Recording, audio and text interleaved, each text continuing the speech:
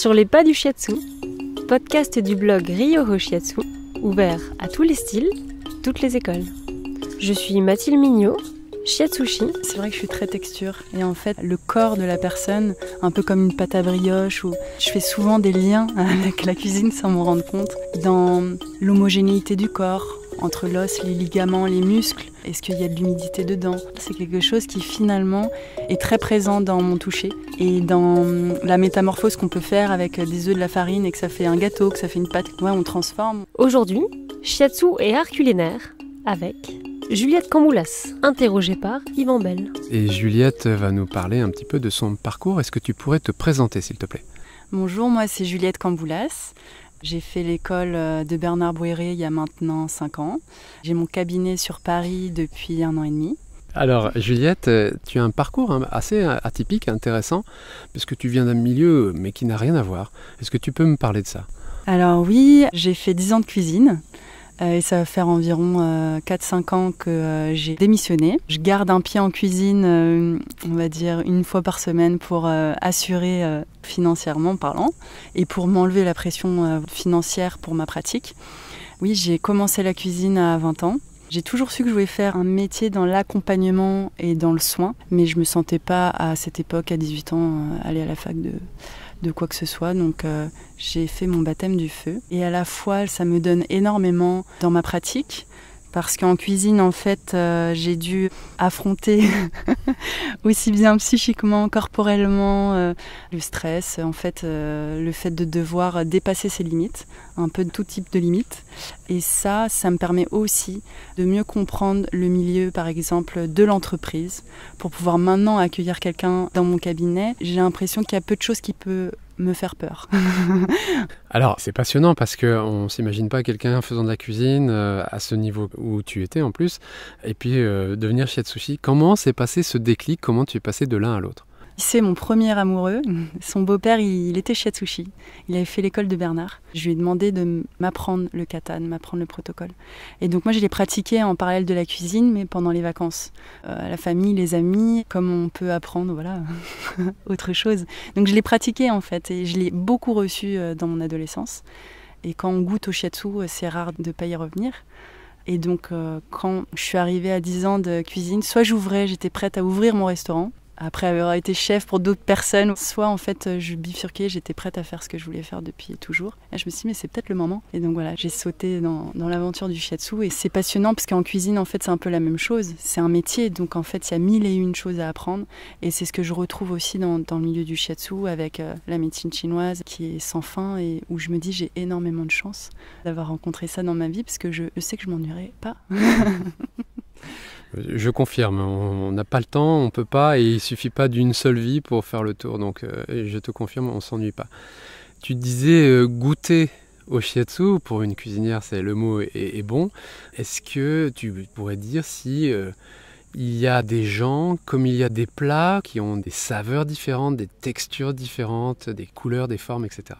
Et ben maintenant que tu m'en parles, j'avais pas forcément fait le lien, mais c'est vrai que je suis très texture. Et en fait, le corps de la personne, un peu comme une pâte à brioche, en fait, je fais souvent des liens avec la cuisine sans m'en rendre compte, dans l'homogénéité du corps, entre l'os, les ligaments, les muscles. Est-ce qu'il y a de l'humidité dedans? Et en fait, je m'en étais pas forcément rendu compte, mais maintenant que tu m'en parles, c'est quelque chose qui finalement est très présent dans mon toucher. Et dans la métamorphose qu'on peut faire avec des œufs, de la farine, et que ça fait un gâteau, que ça fait une pâte, que ça fait...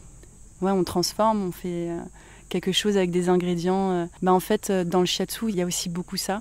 Et donc, ça paraît être un milieu complètement différent, mais moi, je fais beaucoup de liens sur ces transformations qui peuvent se produire chez les gens suite à des séances. Voilà. Et en fait, je me rends aussi compte que dans la cuisine, ce qui me plaisait, c'était les équipes. C'est finalement la dimension humaine, parce que quand on est dans 10 mètres carrés, 6 personnes, 16 heures d'affilée, il y a la dimension... de l'humain qui est primordial, surtout quand on est chef, parce qu'on doit driver en fait un bateau, mais il faut que tout le monde suive. Et donc, alors qu'on leur demande des choses physiques, psychiques, voilà, le stress du service, la mise en place, il y a toujours, en fait, c'est toujours à 3000. Et du coup, Finalement, la cuisine, ce qui me plaisait, c'était le travail d'équipe et le travail dans les plats, de jouer avec les textures, les saveurs, les croquants, les salés. J'ai jamais été quelqu'un d'une technicité à chercher forcément le coup de couteau qui était parfait, mais plutôt de trouver une forme d'unité qu'on retrouve beaucoup aussi en médecine chinoise. Tu disais à l'instant, juste avant, que tu as commencé jeune, pas forcément en école d'ailleurs, tu as appris pendant tes vacances, etc. Et tu as pratiqué comme ça. Le fait d'être jeune et d'avoir commencé jeune, est-ce que pour toi c'était un plus, un bonus ? Alors je crois que c'est plus le fait de l'avoir reçu jeune. De le pratiquer bien sûr, parce que maintenant je me rappelle la première fois que j'ai posé les mains, les pouces sur quelqu'un, je tremblais, je perdais 10 litres d'eau, j'étais épuisée et que maintenant ça me paraît plus du tout la même pratique. Mais je crois que ce qui m'a principalement marqué, c'est en fait ce que ça m'a fait, comment ça m'a accompagnée dans mon lycée. Je l'ai reçu 4 ans et assez régulièrement. Et en fait, c'est ça, de ressentir dans ma chair tous ces étirements, toutes ces pressions. Et c'est aussi pour ça que ça me donne de l'aisance à le donner, parce que j'ai senti à quel point c'était bon pour moi. C'est super ce que tu dis là. Il y a une autre dimension que je voulais aborder. Tout à l'heure, tu parlais de farine et d'œufs et qu'on transforme en ceci, en cela. Dans le shiatsu, on a très souvent affaire à des transformations des gens, des personnes qui viennent nous voir. Est-ce que tu pourrais, pour l'anecdote comme ça, est-ce que tu aurais une histoire à nous raconter d'un cas particulier qui t'a marqué, puisque tu es finalement une jeune praticienne ? Je vais parler de ma mère. Parce que du coup, ça a été une des premières personnes à qui j'ai donné le plus de shiatsu. Je la suivais 1 fois par semaine. On dit souvent de ne pas pratiquer sur sa famille. Sur la mienne, je sens que c'est possible. Ça a changé des rapports familiaux, ça a changé son rapport à son positionnement, ça a changé son rapport à son corps, à son écoute. Beaucoup plus de conscience corporelle, d'écoute de ses limites, donc de positionnement. Donc en fait, ça a fait bouger toute la famille, principalement dans son couple, mais aussi avec ses enfants. En fait, quand ça circule, en fait, ça s'équilibre de manière naturelle. La personne est plus à l'écoute d'elle parce qu'elle reçoit les informations beaucoup plus rapidement. Et le fait que la personne se positionne et dans son corps, ah, j'ai des pieds, de se reconnecter en fait à ses parties. Ah oui, je me rendais pas compte, mais en fait, ça fait du bien. Regarde Juliette, ils peuvent bouger. Et voilà, je l'accompagne aussi assez rapprochée, donc j'ai tous ces petits changements en fait qui sont mais fondamentaux. Ça change en fait des relations, des vies, et ça lui apporte beaucoup de simplicité. Super. Bon, je pense que là, on a une magnifique conclusion. Merci beaucoup pour ton témoignage. Juliette Camboulas, qui est donc sur Paris. Oui, dans quel arrondissement ? Je suis dans le 2e, vers Strasbourg-Saint-Denis, Sentier, dans le centre. Merci Juliette, à bientôt. Merci.